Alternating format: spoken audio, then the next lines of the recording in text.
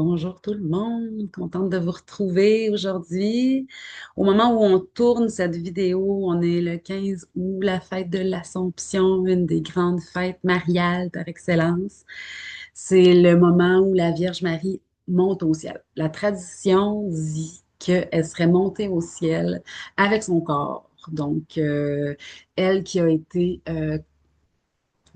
créée par Dieu sans la faute originelle pour pouvoir être en mesure de porter Dieu en son sein. Elle n'a pas connu non plus la corruption du tombeau, la corruption c'est ça, du tombeau. Donc, elle serait, on célèbre aujourd'hui qu'elle est montée au ciel avec, mon chat vient de faire tomber une plante. Euh, Elle vient de monter au ciel, donc, et elle est la prière. Elle est prière, Marie. Elle est toute tournée vers Dieu. Elle est le refuge pour notre prière. Nous, euh, on pense qu'on l'a pris comme avec un retour de sa part, mais c'est pas ça. Nous, on l'a pris, puis elle prie Dieu pour elle. Elle est tournée vers Dieu tout le temps. Et elle nous entraîne comme à sa suite. Donc, aujourd'hui est un beau grand jour pour se mettre à la suite de Marie. Donc, on va méditer aujourd'hui le texte de ce dimanche qui vient, 17 août, 20e dimanche du temps ordinaire de l'année C. Donc, c'est le texte de Saint Luc au chapitre 12, les versets 49 à 53. Luc 12, 49 à 53. Je rappelle la démarche. On va commencer par s'intérioriser un petit peu, juste aller au niveau du cœur, puis faire participer notre corps en se détendant nos épaules, tout ce que nous sommes, en faisant entrer la présence de Dieu aussi par notre respiration, en déposant tout dans les mains de Dieu. Et ensuite, je vais lire le texte, je vais proclamer l'Évangile. Tout à coup, on va prendre quelques secondes de silence. N'ayons pas peur. C'est un silence qui est bien rempli. C'est pas du désert vide et sec. Il y a une présence qui est là, qu'on la ressente ou non. Il est là. Et puis, on va lui demander de nous éclairer pour qu'on puisse accueillir la parole de Dieu comme cette bonne nouvelle qui change nos vies. Et ensuite, ben, je vais vous faire une petite homélie, un commentaire homélitique. Je vais vous commenter ça de tout mon cœur, suite à quoi on va arrêter l'enregistrement pour avoir un temps d'échange avec ceux qui sont là en temps réel. C'est parti. Au nom du Père, du Fils et du Saint-Esprit. Amen. Seigneur, on a besoin de toi pour prier. Merci, Seigneur, pour ta grâce. Merci pour tous les cadeaux que tu nous donnes, qu'on en ait conscience ou pas, qu'on soit conscient que c'est un cadeau ou pas. Tout ce que nous vivons est un présent dans le présent, est un don, qu'on en ait conscience ou pas. C'est un don pour qu'on puisse aller de l'avant, nous rapprocher de toi. Nous te remettons tout ce que nous sommes, tout ce que nous vivons en ce moment.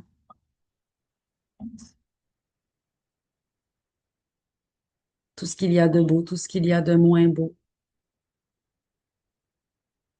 Ton amour est inchangé, Seigneur. Que nous allions bien ou mal, tu nous aimes. Que nous fassions le bien ou le mal, tu nous aimes. Tu nous aimes. Et c'est ton amour qui change nos vies, qui nous entraîne sur le chemin lumineux de ton amour.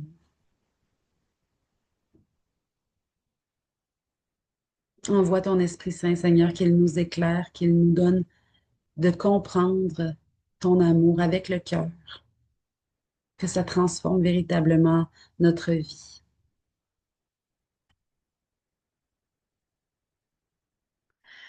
En ce temps-là, Jésus disait à ses disciples, je suis venu apporter un feu sur la terre et comme je voudrais qu'il soit déjà allumé. Je dois recevoir un baptême et quelle angoisse est la mienne jusqu'à ce qu'il soit accompli. Pensez-vous que je sois venu mettre la paix sur la terre? Non, je vous le dis, mais bien plutôt la division. Car désormais, 5 personnes de la même famille seront divisées, 3 contre 2 et 2 contre 3. Ils se diviseront, le père contre le fils et le fils contre le père, la mère contre la fille et la fille contre la mère, la belle-fille contre la belle-fille, la belle-mère contre la belle-fille et la belle-fille contre la belle-mère.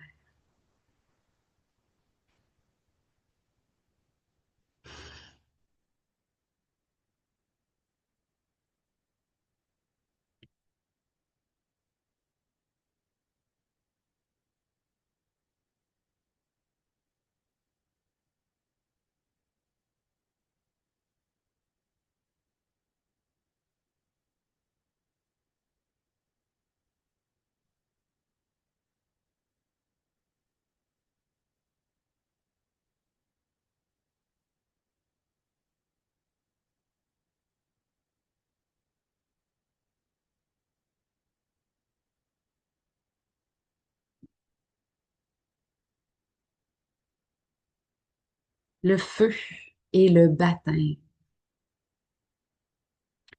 Je suis venu apporter un feu, dit Jésus. Je suis venu apporter une lumière. Et comme il voudrait que ce soit déjà allumé. Mais pour ça, il y a un baptême à recevoir. Et je trouve ça beau parce que, bon, je dénigre en rien le baptême que nous avons reçu, si nous l'avons reçu. Mais Jésus dit, il dit pas je suis venu apporter un baptême. Tu sais, je suis venu apporter un feu et je dois recevoir un baptême, dit Jésus. Le baptême dont il est question, c'est la croix.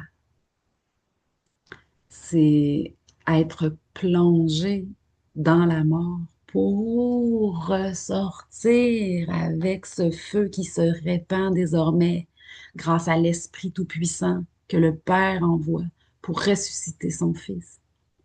Et c'est le feu de la résurrection.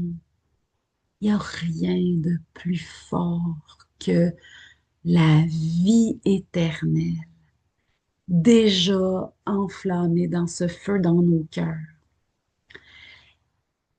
Comme je voudrais que vous ayez conscience déjà du feu allumé en vous par le baptême que j'ai reçu. Quelle angoisse est la mienne jusqu'à ce qu'il soit accompli, ce baptême, cette mort et résurrection. L'angoisse de Jésus, il a sué du sang. Je ne sais pas si vous savez, là, à l'agonie, Jésus a sué du sang, pour vrai. Et ça, il n'est pas le seul. C'est déjà arrivé dans l'histoire de l'humanité qu'il y a des souffrances tellement grandes que la transpiration, les pores de peau se dilatent de façon à ce que les pores de peau se dilatent tellement que ça se dilate jusque dans les vaisseaux et le sang s'écoule. C'est une réaction du corps humain par rapport à ce qui se vit à l'intérieur de l'âme et de l'esprit. Il est venu apporter un feu, c'est le feu de la résurrection, c'est le feu de la vie éternelle, cette vie qui n'aura pas de fin, cet amour qui est vie. C'est l'amour qui est vie éternelle.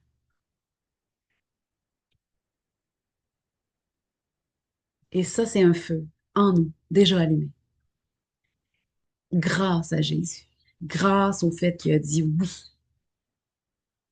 Père, éloigne de moi cette coupe. Pourtant, non pas comme je veux, mais comme tu veux. La semaine dernière, pour ceux qui ont écouté la vidéo ou qui étaient présents, on a parlé de la sérénité d'accepter les choses qu'on ne peut pas changer, le courage de changer les choses qu'on peut, puis la sagesse d'en connaître la différence. Et c'en est ça, de croire, d'accepter de croire dans ce feu qui est en nous et qui a le pouvoir. Et quand on traverse quelque chose, quand on est dans notre quotidien, se tourner vers ce feu. Et c'est pas nécessairement, moi je fais le signe, je fais se tourner, Mais c'est se tourner vers... Il est en nous. Et l'intériorité est le défi de notre humanité. C'est le défi de l'orgueil, de se fermer à ce qui est visible et compréhensible pour s'ouvrir à ce qui est invisible et mystérieux, ce qui nous dépasse, ce qui n'est pas nous, ce qui est de l'ordre du divin, du spirituel, du surnaturel. Se tourner vers le surnaturel qui est un feu en nous déjà allumé. Bon, il y a des chrétiens. Les chrétiens disent que ça nous est donné par la résurrection de Jésus. Puis on s'appuie là-dessus, puis on se branche à ça. Puis le baptême, c'est ça que ça veut dire, hein? Être baptisé, ça veut dire être greffé. C'est littéralement ça, là. Être baptisé, c'est être greffé à Jésus, être un membre de Jésus. Mais les gens qui sont pas chrétiens, attention, ils sont sauvés par la résurrection de Jésus, pareil, là. Ils l'ont, ce feu aussi, là. Ils sont aimés par le Père, ils sont remplis de l'Esprit Saint. C'est pas vrai que hors de l'Église, point de salut, là. Ça fait longtemps que l'Église, elle dit, là, que c'est plus vrai, ça, que c'est pas, ça n'a jamais été vrai, mais que on n'a pas le droit d'exiger de faire de la propagande. Tu sais, on n'a pas le droit, là, de. C'est universel. D'ailleurs, le mot catholique veut dire universel, là. C'est le même mot. Et Jésus veut nous embraser de cet amour universel qui commence par nous-mêmes, puis qui veut se répandre d'abord à ceux avec qui on vit, ceux qui nous entourent, et le monde entier. Ceux qu'on croise à l'épicerie, ceux qu'on a dans notre voisinage. Plus élargir, là. Dieu a besoin de nous, chers amis, pour répandre ce feu. Et il dit, pensez-vous que je suis venu mettre, il y a d'autres traductions qui disent autrement, puis je trouve ça beau, là, ça m'a frappé. Pensez-vous que je sois venu mettre la paix, mais bien plutôt la division. Et c'est l'ange qui l'a dit à Marie. Et toi, c- celui qui va naître de toi sera une source de division pour un très grand nombre. Les chefs religieux, c'est les chefs religieux de l'époque qui l'ont mis à mort, qui ont dit, tu nous dérangeras pas avec des nouvelles idées, là, toi, là. Non, non, non, non, non. Fait que quand nous, on est dérangé par des nouvelles idées, comment on réagit? Comment on fait? On balaye ça en dessous du tapis, on fait comme s'il n'y avait rien. Non, non, non, non, non. L'humilité de se laisser déranger. Seigneur, donne-moi la force de me laisser déranger pour entrer dans ta nouveauté, dans un amour plus grand. Il est venu, puis dans d'autres traductions, là, c'est la version que je connais par cœur. Là. Pensez-vous que je sois venu apporter le glaive, apporter la paix sur la terre? Non, je suis venu apporter le glaive, c'est-à-dire la division, c'est-à-dire je suis, dit Jésus, je suis la manifestation que c'est pas hors de l'Église, point de salut, que c'est hors de l'amour du Père, point de vie. On est limité. Seigneur, qu'on est limité à tout point de vue. Moi, la première, on est limité, on est humain, puis c'est normal. Mais Dieu, tranquillement, il vient avec son glaive séparé. Puis il dit ailleurs, laissez-les pousser ensemble, l'ivraie et le bon grain. À la fin, on fera le ménage. Lui, là, il va venir prendre soin de ce qui est bon, puis il va faire fleurir ce qui est bon, puis là, on va se concentrer sur ce qui est bon. Fait que ce qui est pas bon, on ne sera pas, ah, c'est donc ben pas bon, ça, dans ma vie. Non, non, ben oui, mais concentre-toi sur le bon. Et je trouve ça beau parce que dans ma vie, moi, ce qui est central, c'est la parole de Dieu, mais c'est mon travail aussi d'utiliser la parole pour propager l'amour de Dieu. Et pas idéalement ma parole, le son de ma voix, mais sa parole. Euh, et Saint Paul dit que La parole est un glaive plus tranchante qu'une épée à deux tranchants qui pénètre jusqu'au moelle, jusqu'au fond. Moi, aujourd'hui, le texte de ce dimanche qui vient, c'est une invitation à continuer de me laisser percuter, déranger par la parole de Dieu, me laisser shaker, me laisser brasser par elle, me laisser... Tu sais, des fois, c'est déconcertant, mais Seigneur, t'es sûr que c'est ça que tu veux me dire? Viens. Puis moi, en ce moment, je me confie à votre prière, je suis dans un tournant où c'est beaucoup des questions qui sont dans mon esprit, puis vraiment avec un point d'interrogation à la fin. Puis là, j'espère des réponses. J'espère des réponses, là, euh, euh, claires, foudroyantes, comme une main qui pointe, c'est par là, ou comme un ange qui m'apparaît pour me dire, voici ce qui s'en vient. Ça se passera pas comme ça. On espère ça, on aimerait bien ça. Mais souvent, c'est, tu sais, puis il y en a parmi vous, là, il y en a qui sont malades, là, puis on n'a pas, là, je sais pas moi, un Saint François d'Assise qui vient, qui nous fait une petite croix avec de l'huile sainte sur le front, puis qui dit, voici, tu es guéri, puis là, on retourne voir notre médecin, puis là, ça y est, il n'y a plus de masse cancéreuse, puis c'est fini, je suis plus malade, là. Le miracle, il se passe autrement.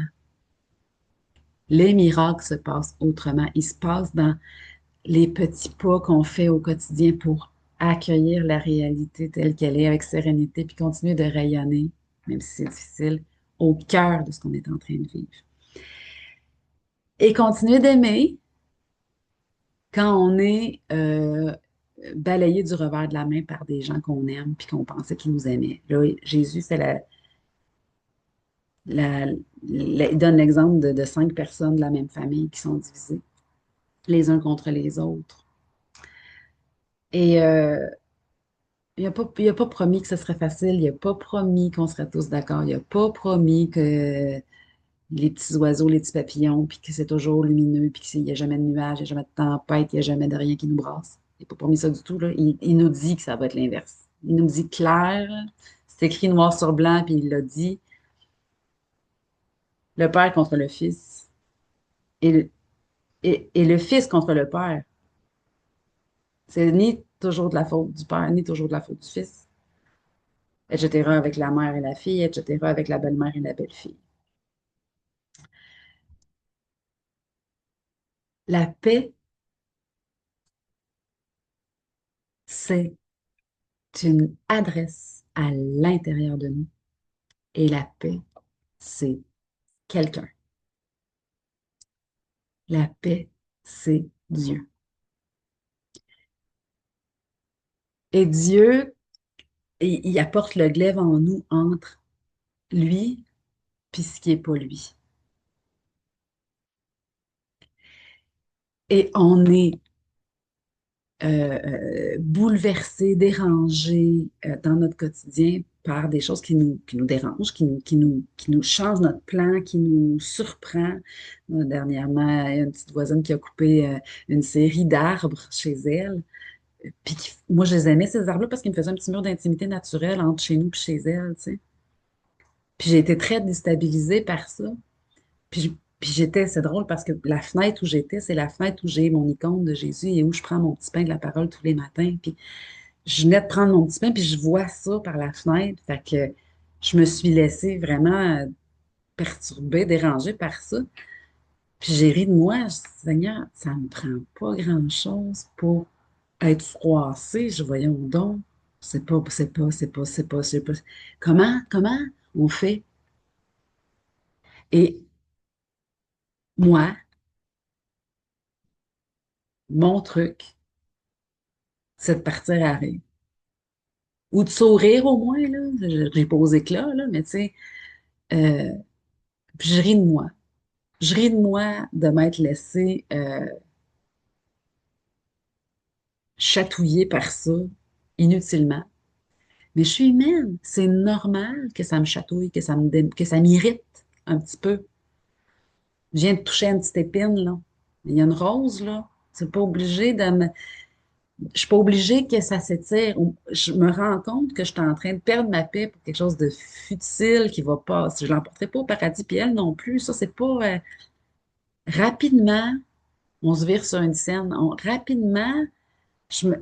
Seigneur, merci de m'aider à relativiser les choses avec leur importance et rire de soi. C'est ça, l'humilité. Cesser de se surprendre de nos faiblesses, de se scandaliser. Je suis donc bien pas bonne. Moi, je veux prôner une vie qui rayonne même dans l'épreuve. Puis là, je me laisse, ben oui, je me laisse toucher par ma voisine qui coupe ses arbres. C'est normal, c'est correct. Mais reviens-en, Geneviève, tu sais, on en revient, puis c'est tout. C'est fini, on tourne la page. Seigneur, je me rebranche à toi qui est ma source de paix, qui est ma paix. Et pour en revenir au sourire, le sourire de Marie, Marie est la beauté incarnée. Il n'y a pas de laideur qui a de prise sur elle. Et son sourire fait fuir le malin. Je l'ai-tu, mon image de la Vierge? Je pense que je l'ai. Oui, je l'ai.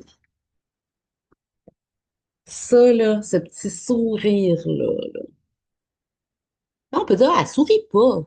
Regarde comme faut, elle sourit. Elle sourit, certain qu'elle sourit. Elle sourit jamais moins que ça. Elle sourit, Marie, elle sourit, Marie. Dieu l'aime. Qu'est-ce que tu veux qu'il y arrive? Qu'est-ce que tu veux qu'il y arrive? Dieu l'aime. Et ce sourire-là fait fuir les ténèbres, fait fuir Satan. Il a horreur de ce sourire-là. Il n'est pas capable. Il n'est pas capable d'être là quand elle est là. Fait qu'invoquons-la. Puis c'est pas de la prier comme si elle était Dieu, là. Je sais qu'il y en a que ça choque, là, ça, là, vous, tu sais, c'est comme, oui, c'est mon père qui décide, mais ma mère est capable de parler à mon père pour lui faire comprendre comment moi je me sens. Bon, Dieu n'a pas besoin de Marie pour comprendre comment on se sent, là. Puis c'est un grand mystère, là, l'intercession de la Vierge Marie, mais c'est puissant. Puis au ciel, on va savoir qu'est-ce qu'il y en est. Mais trouvez-vous une image si vous ne l'avez pas déjà, là? J'aimerais ça trouver mon image de Notre-Dame de la Confiance, là. Je fouille dans ma Bible parce que des fois, je m'en sers comme signal puis je ne trouve pas, là. Mais Notre-Dame de la Confiance, je vous en ai déjà parlé, je vous en parle souvent parce que euh, c'est il y en a une illustration dans la cathédrale d'Edmundston au Nouveau-Brunswick. Marie est comme ça, elle a les auriculaires et les annulaires un peu croisés, là, comme ça, là, puis elle croise, puis elle a les mains sur son cœur, puis elle a les yeux levés au ciel, puis elle est sur un rocher, les deux pieds sur le rocher, mais il y a juste le bout du rocher qui sort de l'eau, puis c'est des grosses vagues partout autour, puis elle a une étoile, l'étoile de la mer, là, qui nous indique le nord, tu sais, comme une boussole, tu sais. Marie, c'est comme une boussole. Là, elle a les yeux levés au ciel, puis elle sourit. Elle sourit pas à pleines dents, là, mais elle est lumineuse d'une confiance. C'est ça que ça donne, la confiance en Dieu. C'est une joie, une joie, une confiance. C'est synonyme de joie. Je fais confiance, là, j'entre dans une espèce de sérénité, tu sais, ça va bien aller. Donc, d'espérance, c'est joyeux, ça, c'est pas triste, là. C'est joyeux. Puis, c'est ça. Donc, dans toutes nos divisions avec la belle famille ou avec notre père, notre mère, notre frère, notre soeur, notre voisine, dans toutes les divisions qu'il peut y avoir, sourions. Moi, c'est à force de la contempler, elle, là, que j'ai développé ça. Ça s'est pas fait tout seul, hein, par exemple. C'est choisir de rire de soi, là. Ça demande du courage, un petit peu. Ça demande du courage. Ça demande du courage. On a plus le goût de s'apitoyer ou on a plus le goût de dire il n'y a personne qui me comprend ou on a plus le goût de dire non, non, non. Dieu sait. Dieu le sait. Dieu y voit. Dieu y voit. Je vous raconte en terminant une anecdote parce que je sens que ça va être ça ma mission dans la vie, de vous parler concrètement de comment moi je vis ma foi. Hier, j'ai eu, tu sais, avec tous les bouleversements, les changements professionnels que je suis en train de vivre, c'est quand même, tu sais, la nouveauté, hein, c'est- ça peut être insécurisant. c'est correct, c'est normal. Euh, euh, les enfants ont de l'émerveillement devant la nouveauté, mais plus on devient adulte, plus on a des sécurités humaines, plus la nouveauté nous déstabilise, nous fait rocher un peu. C'est pour ça que c'est important de garder cette souplesse de la jeunesse à l'intérieur, puis de se laisser émerveiller par la nouveauté. Mais j'ai eu une journée remplie de cette nouveauté-là, là. Et puis, à la fin de ma journée, j'étais satisfaite de moi. J'avais j'avais fait des lectures beaucoup plus que d'habitude. Tu sais, je m'étais donné pas de la misère, mais tu sais, j'avais travaillé fort. Puis j'étais satisfaite. Puis j'étais contente des conclusions que j'avais tirées. Puis tu sais, puis, j'en ai glissé un mot à quelqu'un qui était pas tant émerveillé de ce que j'avais fait, puis qui voyait pas les résultats, tu sais, qui voyait pas le travail que j'avais fait, puis qui me donnait toutes sortes de conseils, puis qui était... Puis, à un moment donné, j'ai pris un pas de recul devant ce que cette personne-là me disait. J'étais allée prendre une marche, j'étais allée arroser mes affaires dehors, mes plantes, puis mes fleurs, puis tout ça. Puis, Seigneur, il n'y a personne. Je suis seule avec toi à l'intérieur de moi. Il n'y a personne qui peut savoir ce que j'ai vécu aujourd'hui, même si je le raconte en long ou en large, puis en travers. Quand même que je peux pas revivre ma journée en prenant quelqu'un par la main puis y faire revivre toutes les heures de la journée. Je suis toute seule avec toi à l'intérieur de moi. Toi, tu sais. Et j'ai retrouvé une joie plus grande encore, une satisfaction face à ce que j'avais vécu dans ma journée, plus grande encore. Puis je suis rentrée sereine, puis j'ai expliqué ça à la personne, puis elle dit, c'est ça, fous-toi-en de ce que les autres pensent, même de ce que moi je te dis, la personne dit ça qu'elle... on- on- toi, avance. Tu sais, moi, c'est ça, là, ma job, mon travail, c'est de m'ajuster à Dieu pour vous partager comment que je fais pour m'ajuster à Dieu. Donc, avis aux preneurs, abonnez-vous à mon infolette, puis suivez-moi de près sur les réseaux, vous allez pouvoir avoir mes autres enseignements, mais c'est pas mes enseignements, vous comprenez? C'est Dieu qui fait ce qu'il peut avec moi, puis moi, j'essaye d'être toute oui, fiat, qu'il m'advienne selon ta parole.